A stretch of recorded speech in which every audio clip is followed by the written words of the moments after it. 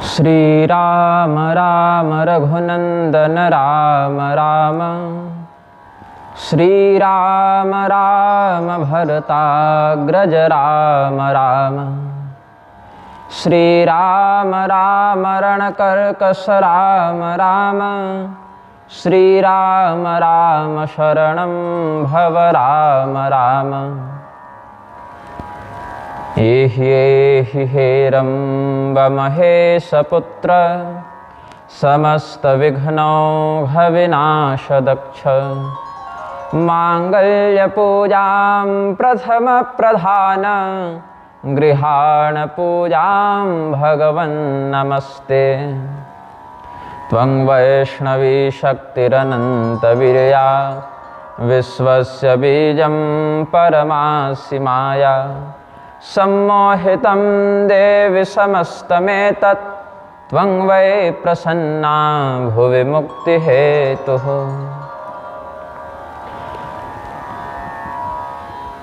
करारविन्देन पदारविन्दं मुखारविन्दे विनिवेशयन्तं। वटस्य पत्रस्य पुटे शयानं बालं मुकुन्दं मनसा स्मरामि। कस्तूरिका कुङ्कुमचर्चितायै चितारजः पुञ्जविचर्चिताय। कृतस्मरायै विकृतस्मराय नमः शिवायै च नमः शिवाय। नारायणं नमस्कृत्य नरं चैव नरोत्तमं देवीं सरस्वतीं व्यासं ततो जयमुदीरयेत्। सीतारामगुणग्राम पुण्यारण्यविहारिणौ वन्दे विशुद्धविज्ञानौ कवीश्वर कपीश्वरौ। आनन्दकानने ह्यस्मिन् जङ्गमस्तुलसीतरुः। कवितामञ्जरीशाखा रामभ्रमरभूषिता। नमोऽस्तु रामाय सलक्ष्मणाय देव्यै च तस्यै जनकात्मजायै। नमोऽस्तु रुद्रेन्द्रयमानिलेभ्यो नमोऽस्तु चन्द्रार्कमरुद्गणेभ्यः। प्रेम से बोलिए आनंद कंद भगवान की जय। श्री सीतारामचंद्र भगवान की जय। श्री हनुमान जी महाराज की जय। श्री उमापति महादेव की जय। श्री गोस्वामी तुलसीदास जी महाराज की जय। पुनि बंदों शारद सुर सरिता जुगल पुनीत मनोहर चरिता। मज्जन पान पाप हर एका कहत सुनत एक हर अविवेका। मंगलाचरण का प्रसंग चल रहा है। गोस्वामी जी महाराज विविध प्रकार के सात्विक राजस तामस समस्त तत्वों में श्री सीता रामचंद्र जी का अनुभव करते हुए सबको प्रणाम करते हैं, सबसे अनुनय करते हैं, आशीर्वाद की कामना करते हैं। इसी क्रम में कल वेदों की भी उन्होंने स्तुति की थी। बंदौ चारि वेद भवबारिधि बोहित सरिस, इस प्रकार से, क्योंकि वस्तुतः तो शास्त्रों का यह मत है कि रामायण के रूप में चारों वेदों ने ही अपना काव्यात्मक प्रत्यक्षीकरण किया है। कौशिक रामायण का भी यह मत है, भगवान वाल्मीकि के वचनों से भी यह सिद्ध होता है। सनत कुमार संहिता आदि का भी यह मत है कि वेद वेद्ये परे पुंसि जाते दशरथात्मजे। वेदः प्राचेदसादासीत् साक्षाद रामायणात्मना। प्राचेतस महर्षि, इसका अर्थ है महर्षि वाल्मीकि, प्रचेताओं के पुत्र के रूप में। प्रचेता शब्द वरुण देव के लिए भी आया है। तो वरुण देवता के 10 पुत्रों में अगस्त मुनि भी हैं, वशिष्ठ जी भी हैं, इन्होंने पुनर्जन्म लिया था, और वाल्मीकि जी भी हैं। अपने परिचय का आख्यान करते हुए उत्तरकांड में वाल्मीकि जी ने स्पष्ट किया है कि प्राचेतसो हम दशमः पुत्रो राघव नंदन, कि मैं प्रचेता का वरुण देवता का 10वां पुत्र हूँ। ये उनके ऋषि रूप में पुनः उद्भूत होने का जन्म है। उससे पूर्व तो उनके अनेकानेक जन्म शास्त्रों में वर्णित हैं ही, लेकिन यहाँ पर प्रचेता के अंश से उनका पुनः प्राकट्य शास्त्र में वर्णित है।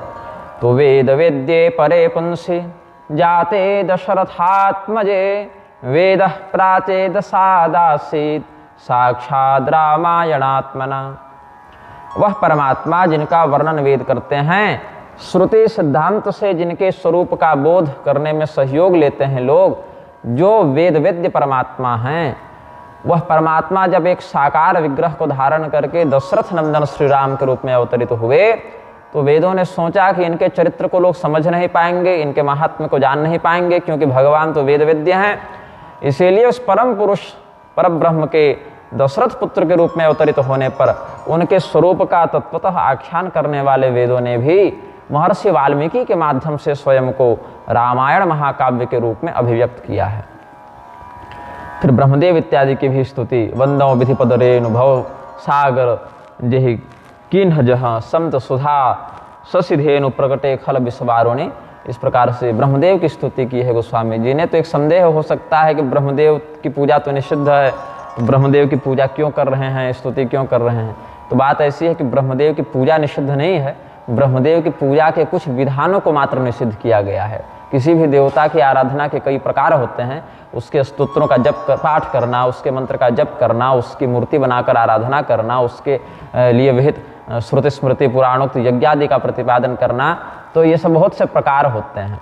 तो उसमें ब्रह्मदेव की प्रत्यक्ष शिलामयी मृणमयी प्रतिमा इत्यादि का निर्माण करके प्रतिष्ठा करके पूजन करने का ही निषेध 3 कल्पों तक शापवसात है, जिस पर हम पहले भी अलग अलग शास्त्र प्रमाणों से पुरस्कृत व्याख्या निर्गत कर चुके हैं। इसके अतिरिक्त स्तुति का, पाठ का, व्रत का, जप का निषेध नहीं है।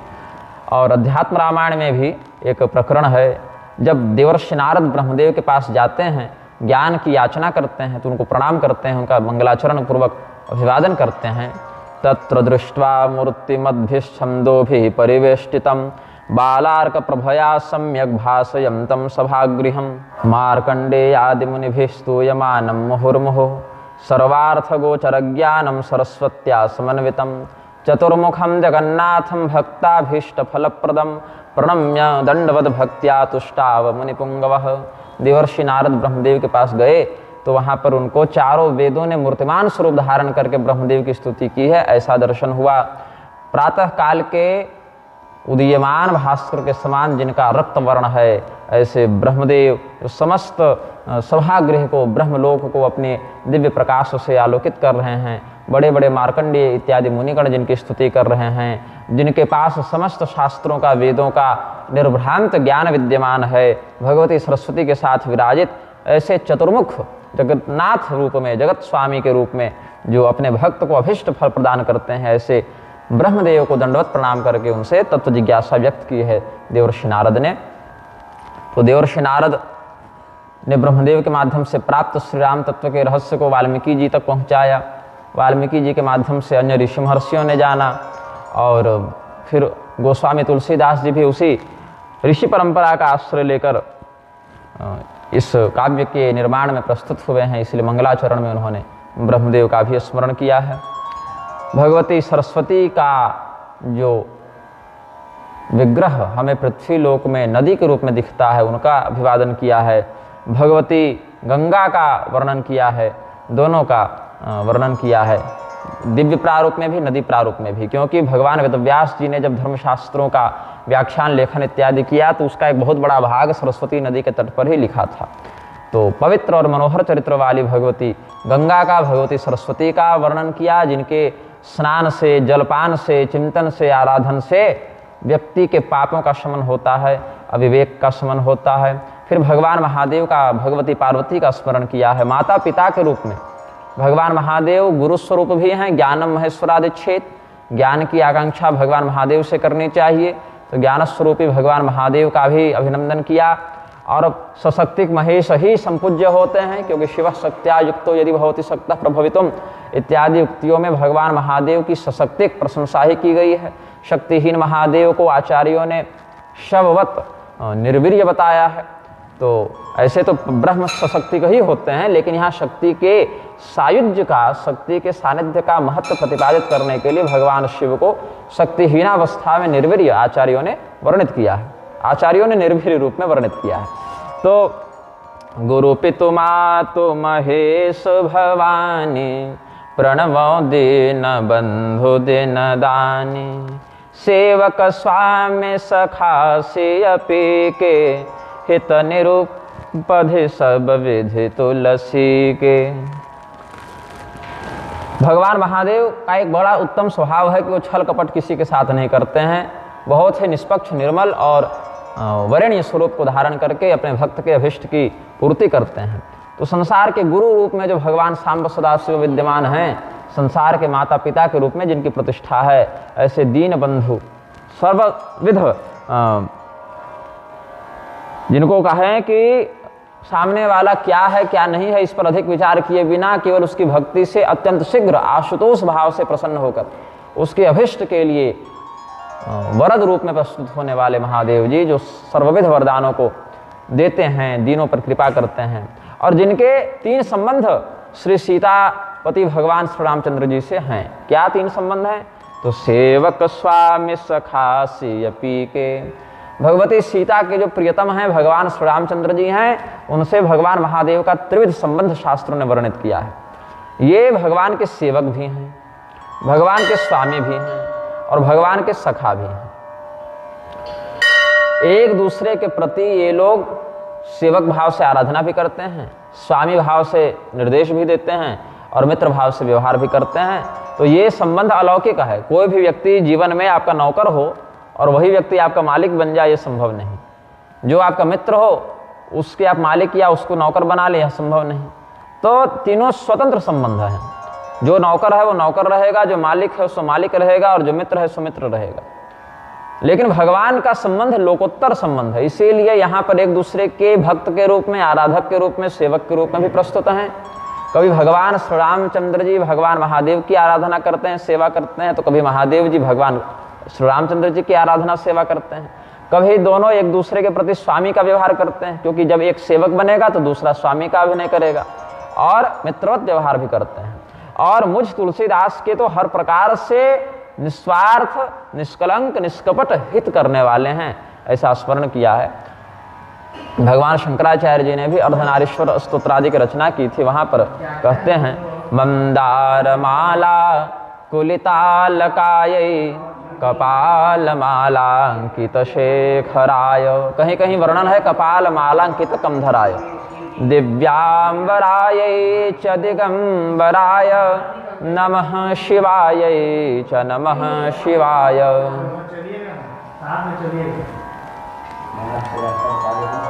जिन्होंने अपने गले में मंदार की पुष्पों की माला धारण करके रखी है। मंदार एक प्रकार का पुष्प होता है।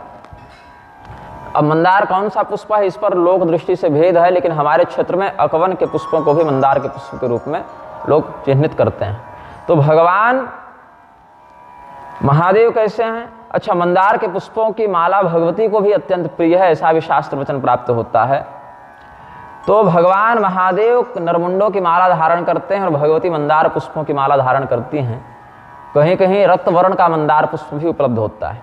एक अपने दिव्य विग्रह में सुंदर सुंदर आभूषणों से युक्त, दिव्य साटिका इत्यादि से युक्त वस्त्रों को धारण करती हैं भगवती जगदम्बिका पार्वती, और भगवान महादेव दिगंबर स्वरूप में ही व्यवहार करते हैं। तो ऐसे कल्याण करने वाली भगवती उमा और कल्याण करने वाले शिवस्वरूपी भगवान महादेव को प्रणाम करते हैं, ऐसा शंकराचार्य जी का भाव है। एक बड़ा उत्तम भाव इसमें और है, कस्तूरिका कुंकुम चर्चितायै चितारजः पुंज विचर्चिताय कृतस्मरायै विकृतस्मराय नमः शिवायै च नमः शिवाय। भगवान महादेव क्या है? चिता के भस्म से अपने शरीर को अलंकृत करके रखते हैं, और भगवती जगदम्बिका पार्वती अपने शरीर को दिव्य चंदन, अंगराग इत्यादि से अलंकृत रखती हैं, कस्तूरी इत्यादि से अलंकृत रखती हैं। एक के स्मरण से समस्त प्रकार के अभिष्टों को व्यक्ति प्राप्त कर लेता है। यहाँ पर साहित्यिक अलंकार भी प्रस्तुत किया है शंकराचार्य जी ने, कृतस्मराय विकृतस्मराय। स्मर शब्द स्मरण के अर्थ में भी है और कामदेव के अर्थ में भी है। तो कृतस्मराय, जिन्होंने स्मरण मात्र से समस्त चिंतित अभिष्टों को पूर्ण कर दिया, और विकृतस्मर मतलब जिन्होंने कामदेव को विकृत कर दिया, भस्म कर दिया। यद्यपि भगवान महादेव के स्मरण से भी समस्त अभिष्ट मिलते हैं, लेकिन यहाँ पर क्या दिखा रहे हैं स्तोत्रकार कि एक कृतस्मरा है और एक विकृतस्मर है। तो वैसे भगवान महादेव और भगवती पार्वती को प्रणाम करते हैं। ये सब आचार्य युक्तियों का ही अनुसरण करके इनका अभिनंदन गोस्वामी जी कर रहे हैं। और भगवान महादेव का एक बड़ा अनुग्रह वर्णित करते हैं कि जब भगवान ने देखा कि कलयुग में बहुत से लोग श्रुति मार्ग में निष्ठा नहीं रखेंगे अथवा अधिकृत नहीं होंगे अथवा अधिकृत होकर भी विधिवत उसके अनुपालन में समर्थ नहीं होंगे, तब अभीष्ट सिद्धियों को और कर्तव्यों को पूर्ण करने वाले शाबर मंत्रों का उन्होंने सृजन किया, शाबर मंत्रों का उपदेश किया। और शाबर मंत्रों में जो ग्रामीण भाषा का प्रयोग किया गया है, कई बार उसके अक्षर टेढ़े मेढ़े लगते हैं, उनका कोई वैयाकरण भाव प्रस्तुत नहीं होता, उनका कोई विशेष अर्थ भी समझ में कई बार नहीं आता, लेकिन भगवान महादेव के मुख से निसृत होने के कारण या भगवान महादेव के जैसे बहुत से नाथपंथी योगियों ने भी शाबर मंत्रों की रचना की है, तो उनके द्वारा भगवत रूप, भगवत महादेव रूप योगियों के द्वारा रचित उन मंत्रों का प्रभाव संसार में प्रकट है। कलि बिलो की जग हित हर गिरिजा, शाबर मंत्र जाल जिन्ह सिरजा, अनमिल आखर रथन जापू, प्रकट प्रभाव महेश प्रतापु। ऐसे भगवान महादेव जी हमारे ऊपर, गोस्वामी जी कहते हैं कि हमारे ऊपर भी अनुग्रह करें, हर प्रकार से हमारे अनुकूल रहें, हम पर कृपा करें, क्योंकि अब इस श्री रामचंद्र रूपी मंगलकारिणी कथा का हम व्याख्यान करने जा रहे हैं। तो भगवान के चरित्र का वर्णन करने से पहले भगवत चरित्र में जिनकी अबाध गति है, निर्बाध गति है, अत्यंत प्रेम है, ऐसे भगवान उमा शंकर को, गौरी शंकर को भी हम प्रणाम करते हैं। सो उमेश मोहि पर अनुकूला, करे कथा मुद मंगल मूला, सुमेर शिवा शिव पाई पसावु, बरनऊ राम चरित चित चावु। मन को आनंदित करने वाले इस कथानक का जब हम भगवान के अनुग्रह से लिखने के लिए प्रस्तुत होंगे, तो उसमें इस कथा का मंगलदायक प्रभाव और भी अभिवृद्धि को प्राप्त हो जाएगा जब भगवान महादेव की हम पर कृपा होगी। भनिति मोर शिव कृपा विभाति, शशि समाज मिल मनहु सुराति, जे एहि कथई स्नेह समेता, कही हहि सुनि हहि समुझि सचेता, होई हहि राम चरण अनुरागी, कलिमल रहित सुमंगल भागी। भगवान शिव हमारे ऊपर प्रसन्न हो, हमारे ऊपर अनुग्रह करें, और भगवान की जब कृपा हमको प्राप्त हो जाएगी तो कैसा लगेगा, जैसे चंद्रमा को चारों ओर से तारागण ने घेर लिया है और रात्रि की शोभा बढ़ गई है, वैसे ही भगवान महादेव की कृपा से इस कथा की भी शोभा बढ़ जाएगी।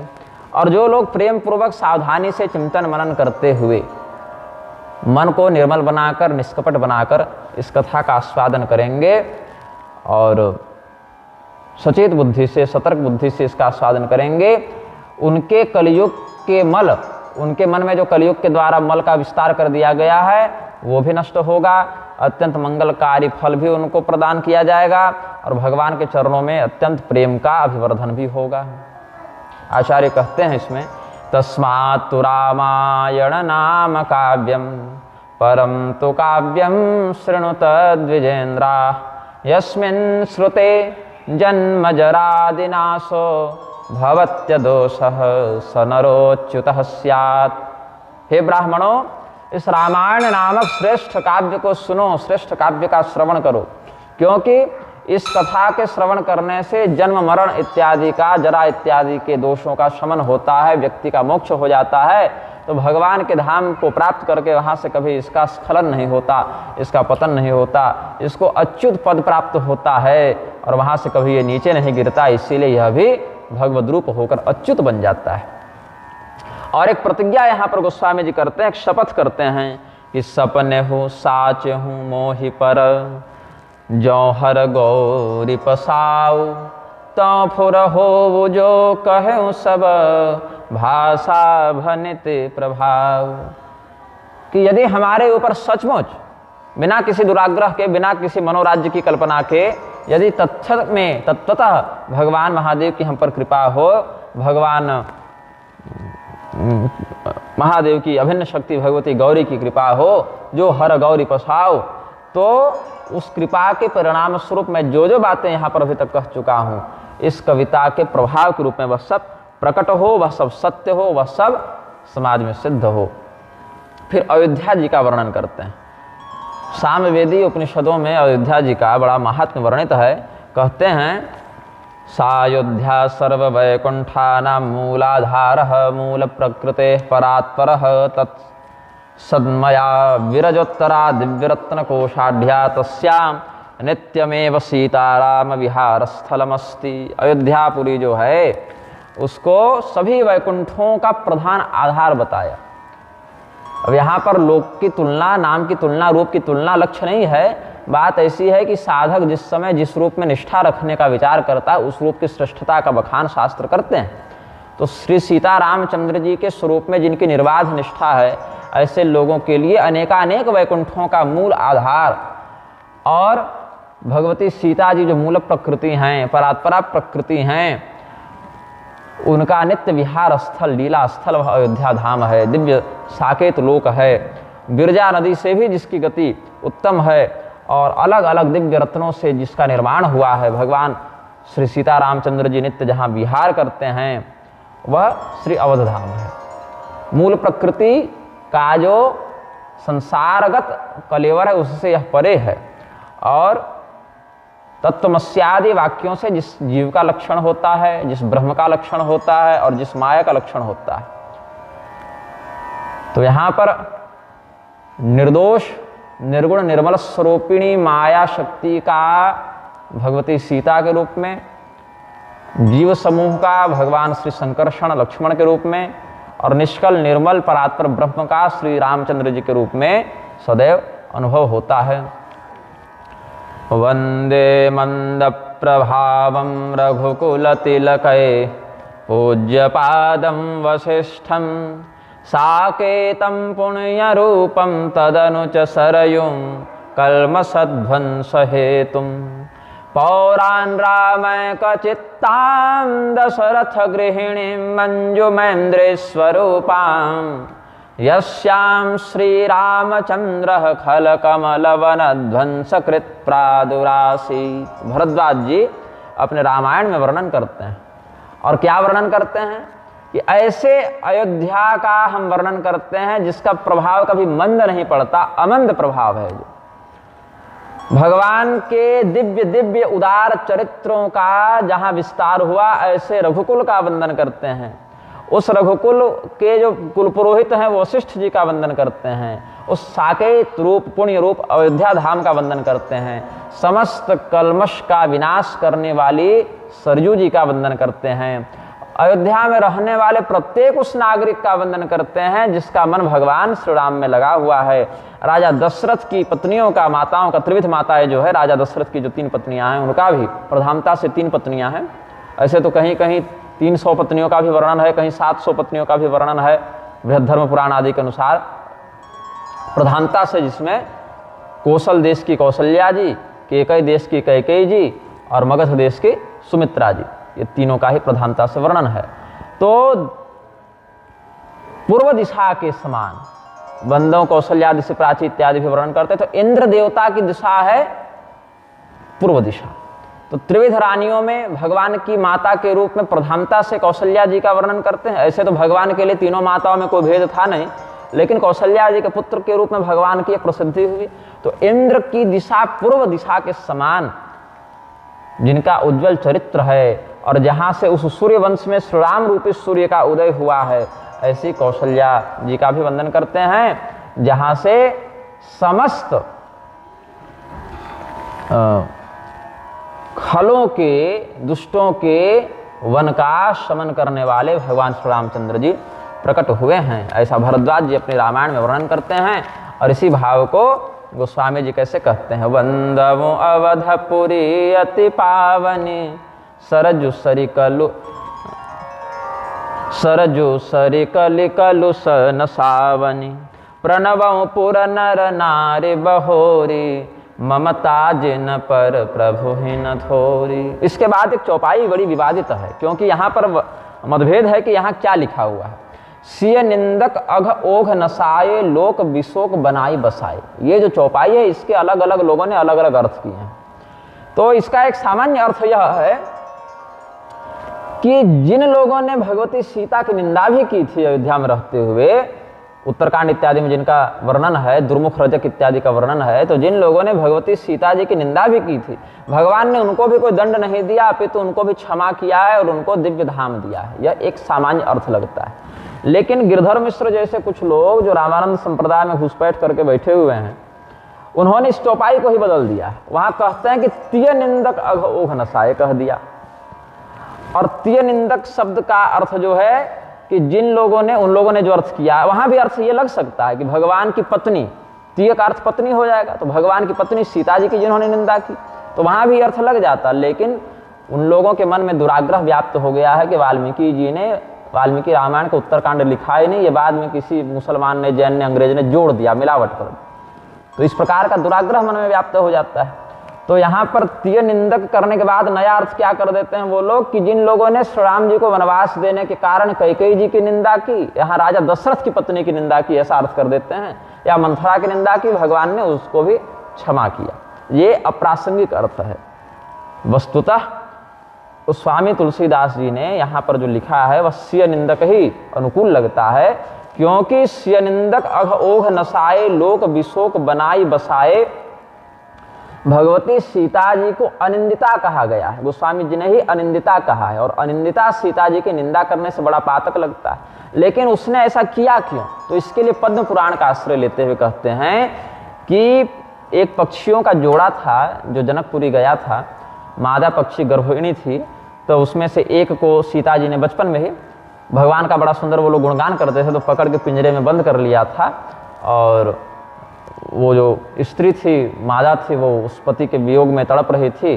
फिर वो प्राण त्याग दी, तो नरपति ने भी, जो नर था उसका जोड़ा, उसने शाप दिया कि जब तुम्हारा विवाह होगा और तुम गर्भवती होगी तब हम तुम्हारे पति से तुम्हारा वियोग करवाएंगे, ऐसा उसने शाप दिया था। तो शाप को चरितार्थ करते हुए भगवती सीता जी ने यहाँ पर श्री राम जी के द्वारा त्यागे जाने की लीला की है। ये पूर्व काल का वहाँ पर शाप वसात वहाँ पद्म पुराण के अनुसार प्रकरण जुड़ जाता है। तो इसीलिए भगवान ने उस पक्षी के दिए शाप को, वही पक्षी बाद में दुर्मुख रजक के रूप में अयोध्या जी में जन्म लेता है, इसीलिए उसको पूर्व शाप उसका बना हुआ था, इसीलिए उसको दंड नहीं दिया।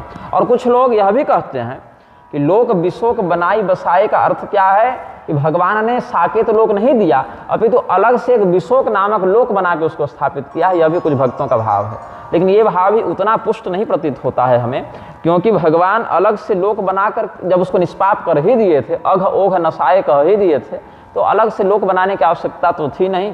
उसको भगवान अपना एक दिव्य धाम, क्योंकि गर्ग संहिता आदि के अनुसार और भी ग्रंथों के अनुसार वह धोबी पुनः श्री कृष्णावतार में कंस का प्रधान धोबी बनकर आता है, और वहाँ फिर मथुरा में जब भगवान प्रवेश किए हैं तो उसका उद्धार करते हैं। ये भी गर्ग संहिता इत्यादि ग्रंथों के अनुसरण से समझा जा सकता है। तो कई बार गोस्वामी जी के वचनों में भी अपने पक्ष के कल्पनाओं का प्रमाणीकरण करने के लिए चौपाइयों को जोड़ देते हैं, तोड़ देते हैं, एक अक्षर ऊपर नीचे कर देते हैं, और नवीन अर्थ की कल्पना करके व्याख्यान भी करने लग जाते हैं लोग, प्रक्षिप्तवाद इत्यादि का समर्थन करने के चक्कर में, जिसको अशोभनीय हम समझते हैं। अब कौशल्या जी के विषय में कहते हैं, बंदव कौशल्यादिश प्राची कीरति जासु सकल जगमाची। कौशल्या जी जो हैं वो पूर्व दिशा के समान हैं। जिस प्रकार से रात्रि के अंधकार का शमन करने के लिए जब सूर्योदय होता है तो पूर्व दिशा से होता है, वैसे राक्षसों के द्वारा जिस तमोगुण का विस्तार किया गया था, पापमय अंधकार का विस्तार किया गया था, उस अंधकार का शमन करने के लिए सूर्य स्वरूपी भगवान श्री रामचंद्र जी कौशल्या रूपी पूर्व दिशा से उदित होते हैं। और कौशल्या जी का जो यश है, उनकी जो कीर्ति है, वो पूरे संसार में प्रसिद्ध होती है। प्रगटे वो जहाँ रघुपति शशि चारु विश्व सुखद खल कमल तुषारु। इसके बाद राजा दशरथ जी का वर्णन करते हैं। 4 श्लोकों में भगवान के माता पिता का अभिवादन करते हैं गोस्वामी जी। दशरथ रावु सहित सब रानी सुकृत सुमंगल मूर्ति मानी करम प्रणाम करम मन बानी करहु कृपा सुत सेवक जाने। जिन्हहि बिरचि बड़ भयउ विधाता, महिमा अवधि राम पितु माता। बंदो अवध भुआल, सत्य प्रेम जहि राम पद। बिछुरत दीन दयाल, प्रियतनु तृण इव परिहरेउ। भगवान के माता पिता बनने का जिनको सौभाग्य प्राप्त हुआ, ऐसे राजा दशरथ का उनकी समस्त रानियों के साथ हम अभिवादन करते हैं। भगवान के माता पिता बनने का सौभाग्य ऐसे चलते फिरते नहीं मिल गया। पूर्व काल में बहुत कठोर तपस्या की, भजन किया, भक्ति की और भगवान से वरदान मांगा कि हमें आपके माता पिता बनने का सौभाग्य मिले, आप हमारे पुत्र के रूप में आवें। तो पहले के इतने दिव्य तपस्या सदाचरण भक्ति से युक्त थे, इसीलिए इनका चरित्र भी बड़ा मंगलकारी है, इनका पुण्य चरित्र है। इसीलिए ये समस्त सद्गुणों के साक्षात स्वरूप हैं राजा दशरथ, उनकी सभी रानियां। इसीलिए अपने मन से, अपने कर्म से, अपनी वाणी से हम इनको प्रणाम करते हैं। और ये सब महारानियां राजा दशरथ के साथ मुझे अपना पुत्र जानकर, पुत्र न जानो तो नौकर जानकर, सेवक जानकर हम पर कृपा कर दें। कुछ ऐसी रचना होती है सृष्टि में कि जिनकी रचना के बाद ब्रह्मदेव को भी अपने परिश्रम की सार्थकता का अनुभव होता है कि इनको बनाकर तो हम भी धन्य हो गए। तो राजा दशरथ का जब उद्भव हुआ, उनका जब चरित्र देखा ब्रह्मदेव ने, तो उनको भी बड़ा प्रमुदित मन हुआ, क्योंकि राजा दशरथ पिछले जन्म में कौन थे? ऐसे तो बहुत से कल्पों में अलग अलग कथाएं हैं, लेकिन स्वयंभू मनु के रूप में भी उनका एक चरित्र प्राप्त होता है। और स्वयंभू मनु कौन है? तो ब्रह्मदेव के ही मानस पुत्र हैं। मनु जी, मरीचि, अत्रि, अंगिरा, पुलस्त, पुलह, क्रतु, भृगु, वशिष्ठ, दक्ष और 10वें पुत्र के रूप में नारद। भृगुर वशिष्ठो दक्षश्च दशमस्तत्र नारदः।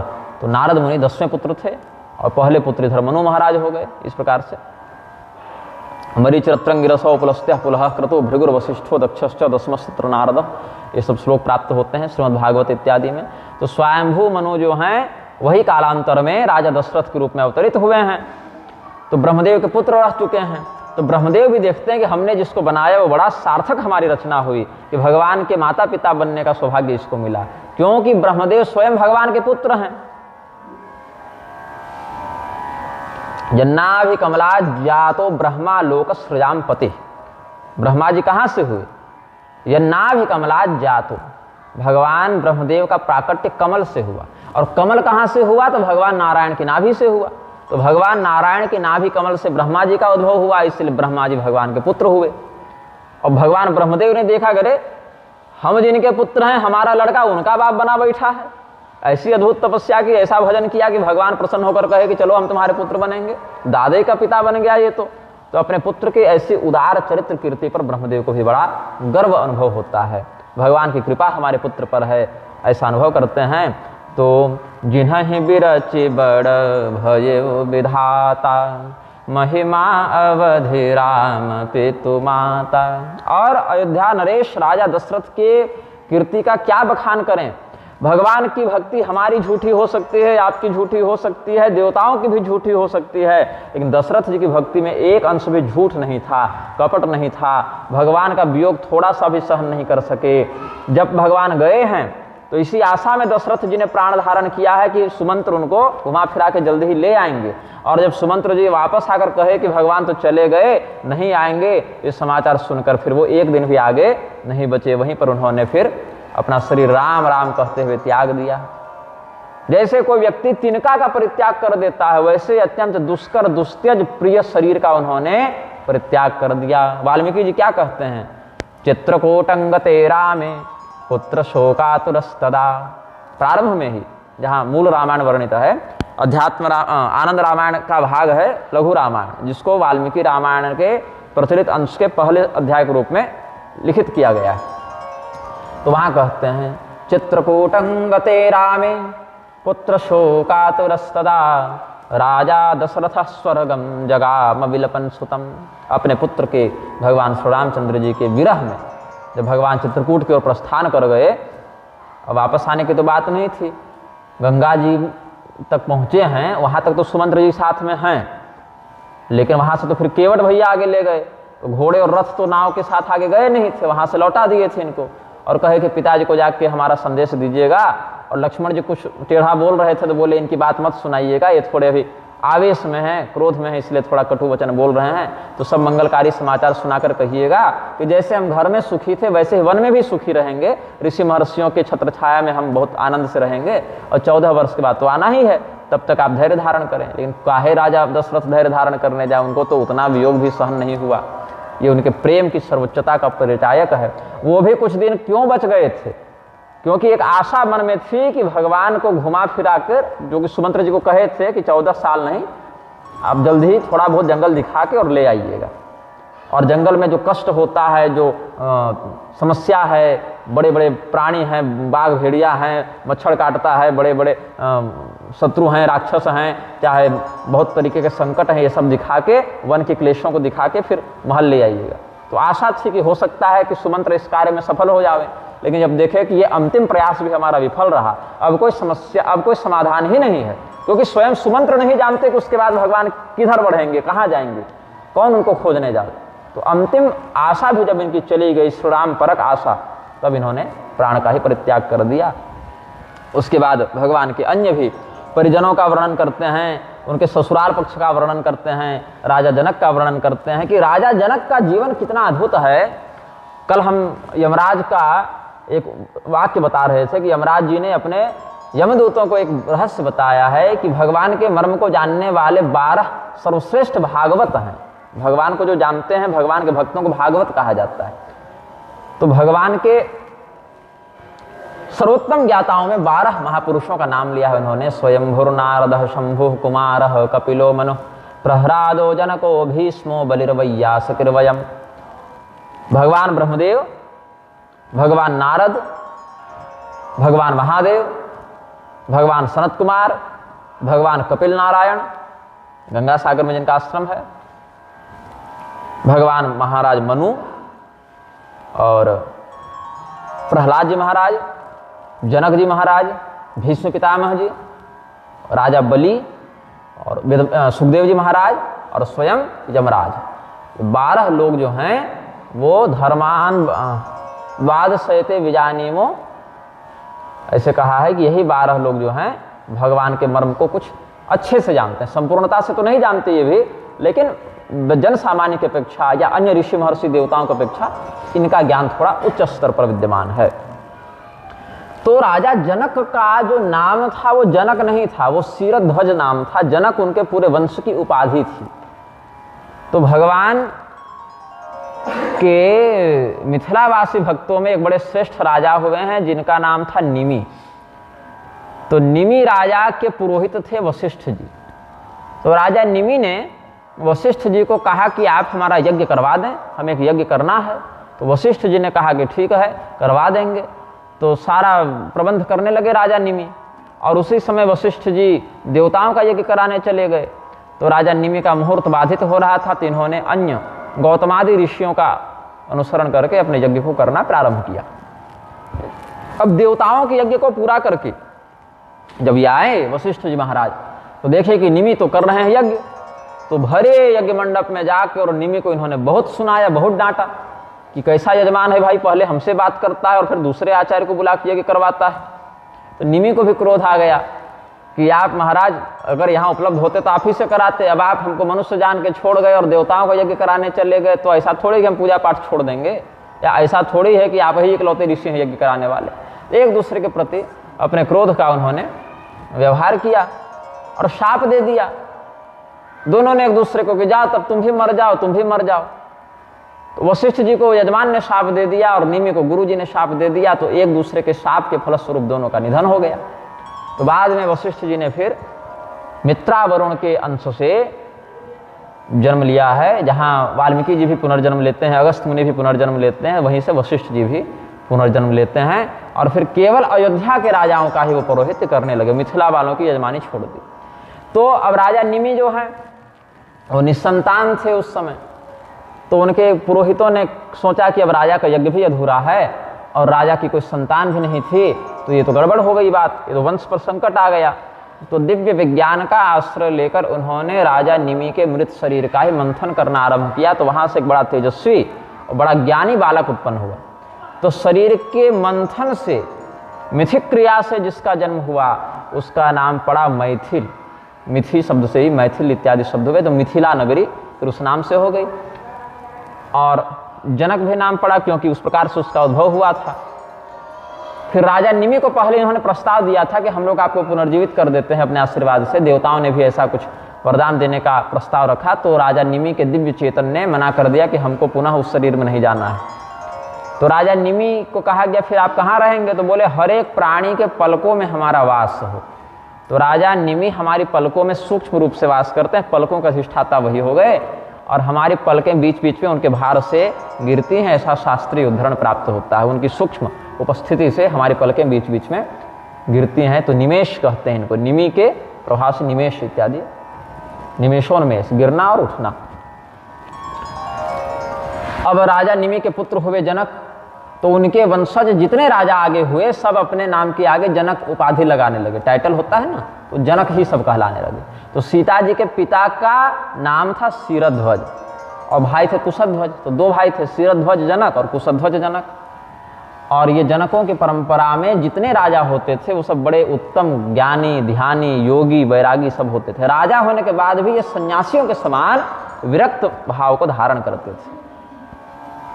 और राजा जनक जो प्रसिद्ध हैं, सीता जी के पिताजी जो हैं, वो अपने पूरे वंश में सबसे अधिक ज्ञानी और सबसे अधिक वैरागी हुए। इतने बड़े ज्ञानी कि सुखदेव जी महाराज को भी वेदव्यास जी ने राजा जनक के पास ज्ञान प्राप्त करने भेजा था। इतने बड़े ज्ञानी हुए। और उन्हीं के वंश में आगे चल के एक राजा बहुलाश्व जनक हुए थे, जो मिथिला के ही राजा थे, वही गद्दी थी उनकी। तो बहुलाश्व जनक की मित्रता किनके साथ थी? बलराम जी के साथ थी, कृष्णावतार के समय। और समंतक मणि की कथा सुने होंगे, जब भगवान ने समंतक मणि चुराने का कलंक धोने के लिए और खोज पड़ताल की है, भागवत में एक कथा प्रसिद्ध है। फिर जाम्बान जी से भेंट हुई, वहाँ झगड़ा हुआ, तो वहाँ से फिर जाम्बवती से विवाह किया, वो मणि वापस लेके आए। फिर बाद में सतराजित का वध शतधनवा ने कर दिया। फिर उसको दौड़ाते हुए भगवान गए हैं, तो मिथिला में जाकर उसका वध किए हैं। तो वहाँ पर फिर भगवान बलराम जी भी साथ में गए थे। तो राजा बहुलाश्व जनक की ही यहाँ बहुत समय रह गए थे, और वहीं दुर्योधन को गदा युद्ध की शिक्षा उन्होंने दी थी। और वही राजा बहुलाश्व के राज्य में एक बड़े सुंदर ब्राह्मण रहते थे, बड़े नियम नैष्ठिक ब्राह्मण रहते थे, उनका नाम था श्रुतदेव। तो सुदामा जी का जैसा चरित्र वर्णित है, बड़े विरक्त महात्मा हुए, बड़े संतोषी महात्मा थे सुदामा जी, वैसे ही श्रुतदेव ब्राह्मण भी बड़े नियम धर्म वाले ब्राह्मण थे, बड़े संतोषी ब्राह्मण थे। लेकिन क्या हुआ कि सुदामा जी की कथा प्रसिद्ध हो गई, जो कि उनके ऊपर भजन बन गए और पोटलियाँ चढ़ने लगी चढ़ोतरी में, और उनकी कथा जो है सो थोड़ा रसपूर्ण व्याख्यान से कथावाचक कहने लगे, तो उनका नाम अधिक प्रसिद्ध हो गया। और श्रुतदेव ब्राह्मण की कथा में थोड़ा आलस्य दिखा दिया कथावाचक, तो उनके बारे में लोग नहीं जानते, जबकि भागवत महापुराण में सुदामा जी का नाम भी नहीं आया है। कथा है विस्तार से कि एक ब्राह्मण थे, फिर वो भगवान के मित्र थे, फिर अपनी पत्नी के कहने पर भगवान के पास गए, चिवड़ा लेकर गए, सारी बातें हैं, लेकिन उनका नाम सुदामा था ऐसा वर्णन नहीं है वहाँ पर। कृष्णस्यासित सखा कश्चित ब्राह्मणो ब्रह्मवित्तमः विरक्त इंद्रियार्थेषु प्रशांतात्मा जितेंद्रियः, ये सब है कि भगवान के मित्र थे, कोई ब्राह्मण देवता थे, बड़े संयमी थे, जितेंद्रिय थे, विरक्त महात्मा थे, जितेंद्रिय थे, और गृहस्थ थे, पत्नी थी, बच्चे थे। तस्य भार्या कुचैलस्य छुच्छा माच तथा विधा, सब वर्णन है, बस नाम नहीं लिखा कि उनका नाम क्या था। लेकिन श्रुतदेव ब्राह्मण का नाम है। हाँ, पद्म पुराण में गर्ग संहिता में इस समय सुदामा जी का नाम भी वर्णित है। तो सुदामा जी और सत्या देवी दोनों पति पत्नी थे। सत्या देवी के कहने पर सुदामा जी भगवान के पास गए हैं, बाकी कथा तो प्रसिद्ध है। तो श्रुतदेव ब्राह्मण वही जनकपुरी में रहते थे, मिथिला में रहते थे। और अब तो जनकपुरी अलग हो गई, मिथिला अलग हो गया। अब जनकपुरी हो गया नेपाल में और मिथिला हो गए बिहार में। तो ये भी थोड़ा अंतर हो गया, अलग अलग क्षेत्रों से वो सरकारी रिकॉर्ड में हो गया। लेकिन पहले तो मिथिला का राज्य ये सब चक्रवर्तियों में ही गिने जाते थे। दशरथ जी, जनक जी, ये सब अपने अपने मंडलानुगत चक्रवर्ती ही होते थे। तो श्रुतदेव ब्राह्मण के पास जब भगवान गए हैं, मतलब मिथिला जब भगवान गए हैं, तो राजा बहुलाश्व भी, जैसे ये जनक जी भगवान के बड़े भक्त थे, वैसे उनकी पीढ़ी में बहुलाश्व जनक भी भगवान के बड़े भक्त थे। तो भगवान ने सोचा कि राजा के यहाँ जाऊँगा, और ये ब्राह्मण देवता बड़े गरीब हैं लेकिन हैं बड़े उत्तम भक्त, इनके यहाँ नहीं जाऊँगा तो कपट हो जाएगा, छल हो जाएगा। तो भगवान एक ही समय दो रूप बनाकर दोनों के यहाँ गए हैं, एक से परम निर्धन ब्राह्मण के यहाँ और एक से चक्रवर्ती राजा के यहाँ, एक ही समय में। तो श्रुतदेव ब्राह्मण जब भगवान को आते हुए देखे तो उनकी होशो हवास उड़ गए, क्योंकि आशा नहीं किए थे कि भगवान साक्षात हमारे घर आ जाएंगे, हमारा भी ऐसा सौभाग्य होगा, ये सोचे नहीं थे। तो हड़बड़ा गए, कैसे स्वागत करें, कहाँ बैठाएं, कैसे क्या पैर धोएं, कैसे पानी पिलाएं, कैसे भोग लगाएं, मतलब एक हड़बड़ी में आ गए। और घर में कुछ था नहीं, बेचारे निर्धन ब्राह्मण, लेकिन तपस्वी, जितेंद्रिय, विद्वान, भक्त। तो हड़बड़ी में कुछ समझ में नहीं आया कि भगवान को बैठने के लिए क्या बिछावे, तो धोते ही खोलकर बिछा दिए और अपने नंगे हो गए। तो भगवान उनके प्रेम से बड़ा आनंद का अनुभव किया और अपने उत्तरीय जो था, जो रेशमी पीताम्बर धारण करते हैं, वही भगवान ने फिर लपेट दी उनके शील की रक्षा करने के लिए। तो ऐसे ऐसे दिव्य भक्त भी भगवान के हैं। मिथिलापुरी में ऐसे महापुरुषों का वर्णन है। तो क्यों ऐसा है? राजा जैसा होगा प्रजा पर भी वैसा ही प्रभाव पड़ता है। राजा दशरथ जी की प्रजा धार्मिक क्यों थी? क्योंकि राजा दशरथ स्वयं धार्मिक थे, धर्मानुसार रहते थे। भगवान श्री रामचंद्र जी के राज्य की प्रशंसा क्यों आज भी होती है? क्योंकि भगवान स्वयं धर्म का पालन करते थे और उनके प्रभाव के कारण प्रजा भी करती थी। और जो प्रजा धर्म का पालन नहीं करेगी, शंभुकादिवत, उनको भगवान दंड देते थे। इसीलिए राम राज्य का एक अन्यतम स्थान है, वो एक अलग विभाग है। उनकी तुलना, राम राज्य की तुलना किसी अन्य के राज्य से नहीं होती। वो एक अलग, क्या कहें, ब्रांड है अपने आप में। तो भगवान के भक्त हरिश्चंद्र जी हों, राजा सगर हों, शिवी हैं, गय हैं, भरत हैं, बहुत से दिव्य राजा, युधिष्ठिर जी हैं, श्रेष्ठ राजाओं में परिगणित है। कलयुग में भी बहुत से अच्छे राजा हुए हैं। तो भगवान के जो भक्त होंगे, जिनको परंपरा से उस राज्य के कर्तव्य का बोध होगा, आचार्यों की जो निरंतर शरण में रहेंगे। अब आजकल के नेता लोग गुरु जी के पास वोट लेने आते हैं कि फोटो खिंचा लेंगे महंत जी के साथ, तो इनके चेले हमें को वोट देंगे। और गुरु जी अगर धर्म सम्मत कुछ मार्गदर्शन दें तो उसमें अपना हानि लाभ कमीशनबाजी देखकर सोचेंगे कि करें कि ना करें, और कर दें तो कहीं हमारे दूसरे समुदाय वाले लोग, वोट बैंक वाले, तो नाराज न हो जाएंगे। तो गुरु जी का बिजनेस हो गया ना, गुरु जी को तो तौल दिया लोगों ने, व्यापार में तौल दिया। और गुरु जी भी चाहते हैं कि नेताजी हमारे आश्रम में आते रहें तो हमारा भी यश बढ़े कि देखो इतने बड़े बड़े लोग गुरु जी से जुड़े हुए हैं। तो गुरु जी को नेता का समर्थन चाहिए और नेता को गुरु जी का समर्थन चाहिए, तो धर्म का विखंडन हो जाता है। तो साधुओं को भी सतर्क रहना चाहिए। तो जो लोग स्वयं को शासक के रूप में प्रस्तुत करते हैं, वो शासन के कर्तव्य को नहीं समझते, और जो लोग स्वयं को मार्गदर्शक के रूप में प्रस्तुत करते हैं, वो मार्गदर्शन का कर्तव्य नहीं समझते। राजा दशरथ गुरु वशिष्ठ के पास जाकर निवेदन करते हैं कि गुरुदेव हमें बताइए कैसे क्या समाधान होगा। भगवान श्री रामचंद्र जी सर्वज्ञ हैं, लेकिन फिर भी गुरुजनों से परामर्श करते हैं, पूछते हैं। तो ये सब कर्तव्य का बोध जब तक शासक को नहीं होगा, प्रजा धार्मिक नहीं होगी। राजा जनक की प्रजा धार्मिक क्यों थी? क्योंकि राजा जनक स्वयं उस धर्म के मर्म को जानते थे, आचार्यों की शरण में रह के उसका निरंतर अभ्यास करते थे, और जब स्वयं आचरण में पालन करते थे तो प्रजा भी प्रेरणा लेकर पालन करती थी। और अगर कदाचित फिर भी कोई व्यक्ति धर्म के अनुसार पालन न करे तो राजा के द्वारा उसको समुचित दंड दिया जाता था। जैसा शास्त्र में नियम है कि इस अपराध का यह दंड हो, तो दंड भी दिया जाता था। तो प्रणवं परिजन सहित विदेहु, जाहि राम पद गूढ़ स्नेहु, जोग भोग मह राखउ गोई, राम बिलोकत प्रगटे सोई। राजा दशरथ जी का प्रेम तो प्रकट था, लेकिन जनक जी का प्रेम प्रकट नहीं था, क्योंकि वो योग वृत्ति में रहते थे। राजा होने के कारण भोग भोगते थे, राजा होने के कारण महल में रहते थे, सज्जनों को दान और दुष्टों को दंड देते थे, लेकिन उस क्रिया से प्रभावित नहीं होते थे। जैसे सपने में कोई मित्र मिल जावे तो सपने का आनंद प्रत्यक्ष कोई लाभ नहीं देता, और सपने में कोई डकैत सर्वस्व अपहरण करके ले जाए तो वास्तव में उसका कोई हानिगत प्रभाव भी नहीं होता। वैसे सपने के समान इस संसार को वो समझते थे राजा जनक। तो उनका प्रेम प्रकट नहीं था, अंदर अंदर प्रेम करते थे, लेकिन जैसे ही भगवान का दर्शन उनको हुआ है, उनका सारा संयम टूट गया कि हम कितने बड़े विरक्त हैं, और उनका प्रेम बाहर छलक उठा। उनके नेत्रों में जल भर आया, वाणी गदगद हो गई, और गुरु विश्वामित्र जी के सामने उन्होंने अपने प्रेम का प्राकट्य करते हुए भगवान की बड़ी प्रशंसा की है, जो समयानुसार आगे के प्रसंग में वर्णित करेंगे ही। फिर भगवान के अन्य कुटुंबी जनों का, भ्राताओं का यहाँ पर अभिवादन करते हैं। प्रणवं प्रथम भरत के चरना, जासु नेम व्रत जायन बरना, राम चरण पंकज मन जासु, लुब्ध मधुप इव तज इन पासु। भरत जी का चरित्र वर्णित करते हैं कि भरत जी का नेम और व्रत हम वर्णन इसलिए नहीं कर सकते क्योंकि वर्णन उसका किया जाता है जिसका तत्वतः हमें बोध हो।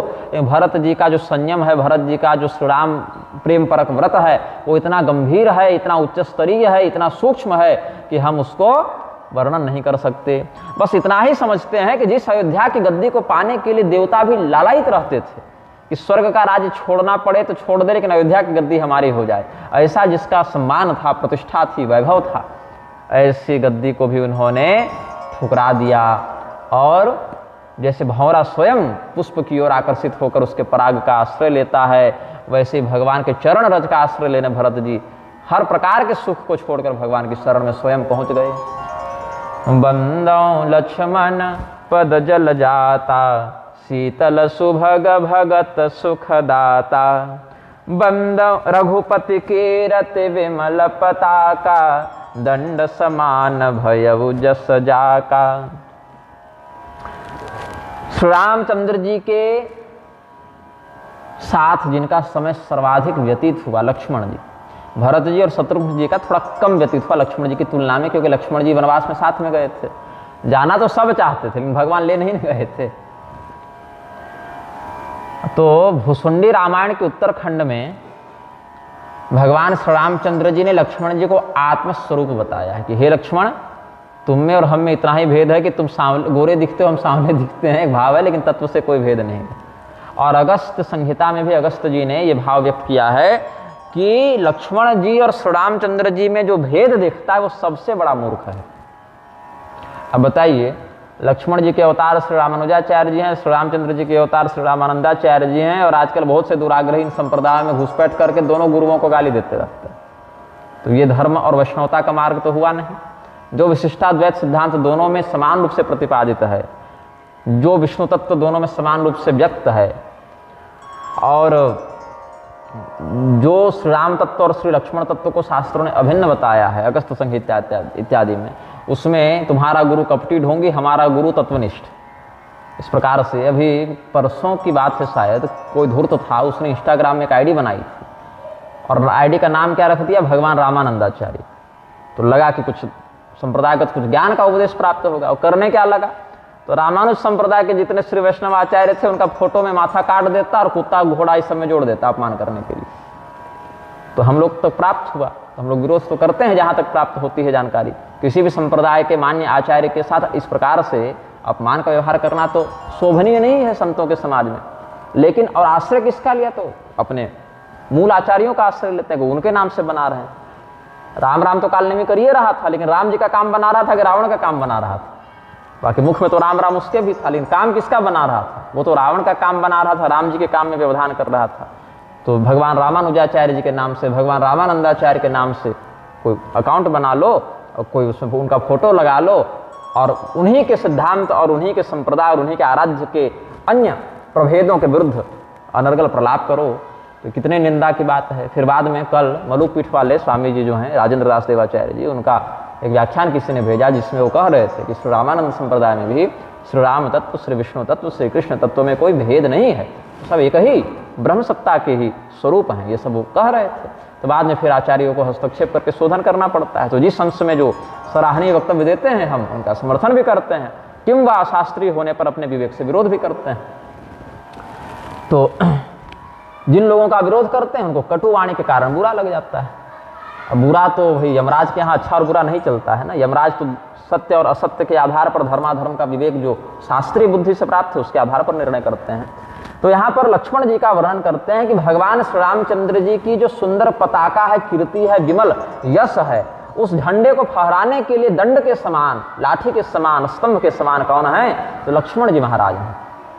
भगवान की जो निर्मल यश रूपी पताका है वो झंडा कब सुंदरता से लहराए, जब उसको एक मजबूत आधार मिले। तो श्री राम यश प्रताप रूपी झंडे का आधार कौन है, तो लक्ष्मण जी हैं। और यह लक्ष्मण कौन है, अब बताइए। रामानंद संप्रदाय के अंतर्गत ही मैं बताऊं, इसीलिए आप लोगों को ये मैं कहता हूं। चित्रकूट वाले गिरधर मिश्र बहुत बार अपने प्रवचनों में कहे हैं, शास्त्रार्थ की चुनौती देते हुए, कि लक्ष्मण जी शेषनाग के अवतार नहीं हैं, शेषनाग के अवतार नहीं है, ऐसा वो कहते रहते हैं। और गोस्वामी तुलसीदास जी के ही नाम से पूरी पीठ बना के अपना विस्तार किए हुए हैं। लेकिन गोस्वामी जी का मत अगर देखें तो क्या कहते हैं, गोस्वामी जी लक्ष्मण जी का वर्णन कैसे करते हैं?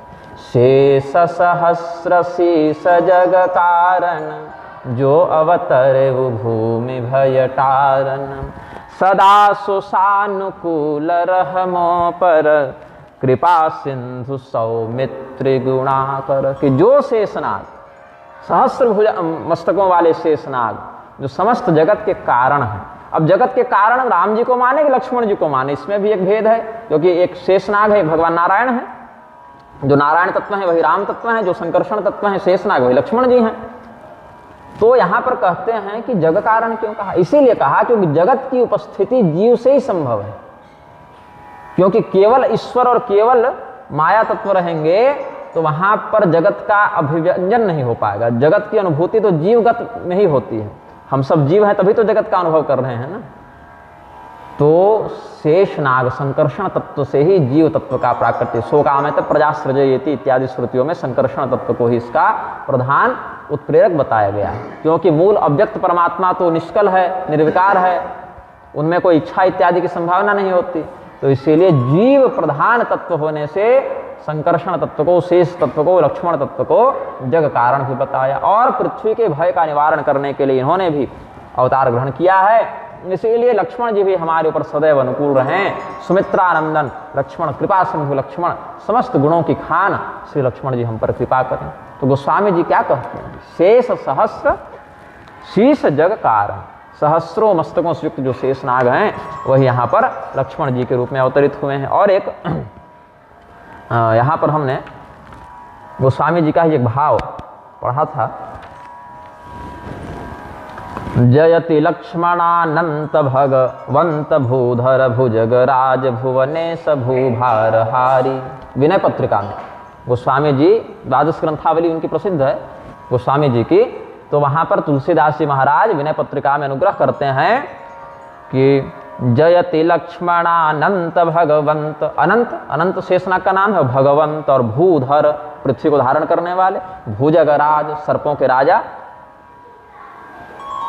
अनंतश्चास्मि नागा नाम, तो नागराज शेषनाग हो गए, और भुवनेश भूभार हारी। तो गोस्वामी जी महाराज जिस सिद्धांत का प्रतिपादन करते हैं उसी सिद्धांत की हत्या करते हुए उन्हीं के नाम पर पीठादि का विस्तार कर लेना और अपनी प्रसिद्धि दिखाना, ये कितना शोभनीय कार्य है। ये तो वही बात हो गई कि जिस पिता ने हमें पूरे जीवन भर की कमाई सहजता से दे दी कि हमारा पुत्र है, 50 साल मेहनत करके पिता ने संपत्ति अर्जित की और अपने पुत्र को प्रेम से देने के लिए प्रस्तुत हुए, और बुढ़ापा में वही पुत्र सारी संपत्ति देने के बाद भी 2 रोटी के लिए पिता को तिरस्कृत करके घर से निकाल दिया। बताइए, ऐसा ही है ना। गोस्वामी जी ने जिस दिव्य ज्ञान का इतना सुंदर प्रस्तुत किया है, उन्हीं के नाम पर सारा कार्य करने के बाद उन्हीं के सिद्धांत की हत्या। और फिर मैं कुछ कह देता हूँ तो बुरा लग जाता है, तो आप कुछ कहें और गोस्वामी जी कुछ कहें तो हम तो गोस्वामी जी की वाणी का सम्मान करेंगे, क्योंकि गोस्वामी जी का जो ज्ञान है, जो स्तर है, और कोई मन से नहीं कह रहे बनाकर, अभी तो गोस्वामी जी के इस वचन का समर्थन अन्यान्य श्रुति स्मृति पुराण आदि में मिलता है, आपकी बात का तो नहीं मिलता। इसीलिए ग्रंथों को ग्रंथकार और ग्रंथकार जिन ग्रंथों से प्रमाण दे रहे हैं उनकी दृष्टि से समझना चाहिए। अपनी कल्पना करके ग्रंथ का व्याख्यान करने से ब्रह्महत्या लगती है।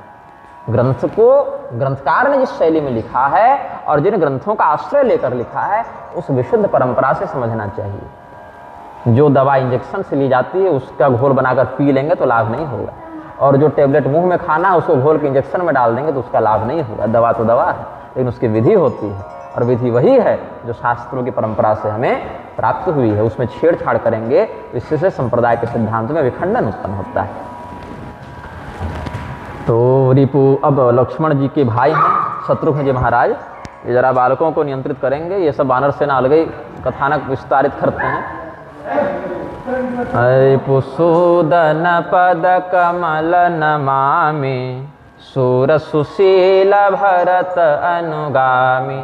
जैसे लक्ष्मण जी भगवान श्री रामचंद्र जी के अत्यंत निकटवर्ती होकर उनकी निरंतर सेवा करते थे, वैसे ही लक्ष्मण जी के जो भाई हैं शत्रुघ्न जी, वो कि इनके साथ निरंतर रहते थे, भरत जी के साथ रहते थे। दोनों भाइयों का एक एक जोड़ा हो गया।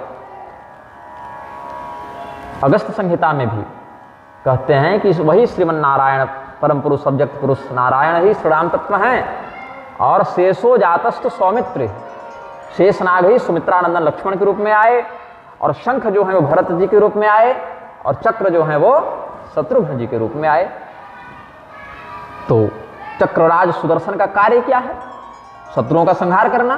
तो वही शत्रुओं का संहार करने शत्रुघ्न जी के रूप में आए हैं। तो उनके चरण कमलों को भी हम प्रणाम करते हैं, जो अत्यंत पराक्रमी हैं, जिनका शील बड़ा उत्तम है। अच्छा देखिए, श्री रामचंद्र जी जो हैं वो वनवास में विद्यमान है, 14 वर्ष के लिए जंगल चले गए। उनकी सेवा करने के लिए लक्ष्मण जी साथ में हैं। सीता हरण के बाद भी श्री रामचंद्र जी के विरह में उनका साथ दिए हैं लक्ष्मण जी, एकदम भाई के साथ खड़े रहे। भगवान की दृष्टि से विचार न भी करें, केवल एक परिवार की समस्या की दृष्टि से विचार करें कि हाँ किसी घर में 4 भाई थे, ऐसा हो गए। सामान्यतम लौकिक दृष्टि से भी विचार करें तो भगवान तो पिता के वचन का मान रखने के लिए अपनी इच्छा और प्रसन्नता से जंगल चले गए। वहां भी उनको कोई रोना धोना था नहीं कि देखो पिताजी ने जंगल भेज दिया, नहीं, प्रसन्न चित्त से गए हैं। और लक्ष्मण जी भी अपनी इच्छा से प्रसन्न चित्त से गए हैं, उनको भी कोई विवश नहीं किया कि तुम जाओ। यहां तक कि सुमित्रा जी ने भी प्रेरणा दी है कि बेटा तुमको वनवास नहीं मिला तो तुम वनवास जा भी नहीं रहे हो। जो लोग कह रहे थे कि लक्ष्मण जी को तो वनवास नहीं मिला तो क्यों जा रहे हैं, तो सुमित्रा जी ने कहा कि मेरा बेटा वनवास जा ही नहीं रहा है, वो अयोध्या में ही रहेगा। लेकिन उसके लिए अयोध्या वही है जहां राम जी हैं। जंगल भी उसके लिए अवध धाम ही है। और अगर श्री रामचंद्र जी से इसको दूर कर दिया जाए तो अयोध्या में भी इसको वनवास वाला कष्ट होगा।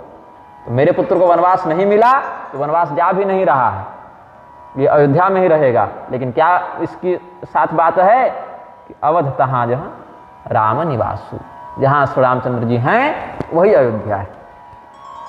और नहीं तो जहां श्री रामचंद्र जी का स्मरण नहीं हो, कीर्तन नहीं हो, वो चाहे एक राज्य के अंतर्गत, जिला के अंतर्गत अयोध्या नगरी बना भी दीजिए और महल ठोक दीजिए, सड़क बना दीजिए, मंदिर बना दीजिए, नाली खोद दीजिए, एयरपोर्ट बना दीजिए, स्टेडियम बना दीजिए, अगर राम तत्व नहीं है तो वहाँ अयोध्या में संदेह है। और अगर घर में बैठे हैं, एकांत में बैठे हैं, लेकिन श्री राम तत्व का चिंतन हो रहा है, वही आपके लिए अयोध्या हो गई। ये लक्ष्मण जी के चरित्र से सिद्ध होता है, सुमित्रा जी ने आदेश दिया है। तो भगवान जंगल में हैं, लक्ष्मण जी साथ में, भरत जी भी नंदीग्राम चले गए। पूरे राज्य की जिम्मेदारी किसके कंधे पर है? शत्रुघ्न जी के कंधे पर, अकेले। पूरा परिवार भी देखना है, पूरा राज्य भी देखना है। और कितना बड़ा कर्तव्य कि प्रजा को कोई भी कष्ट नहीं हो, कोई अन्याय नहीं हो, क्योंकि बदनाम कौन होंगे? भगवान।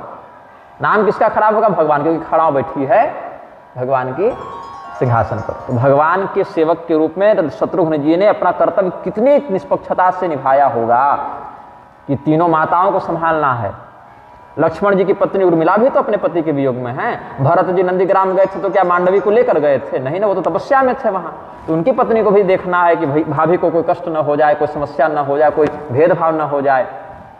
माताओं को देखो, भाभियों को देखो, अपने घर की जिम्मेदारी देखो, परिवार की जिम्मेदारी देखो, उसमें कोई त्रुटि न रह जाए, कोई कलंक न लग जाए कि मामला गड़बड़ कर दिए, बड़े भाई नहीं थे। तो कितना बड़ा कर्तव्य शत्रुघ्न जी ने निभाया है, ये भी कभी कभी चिंतन करने का विषय है।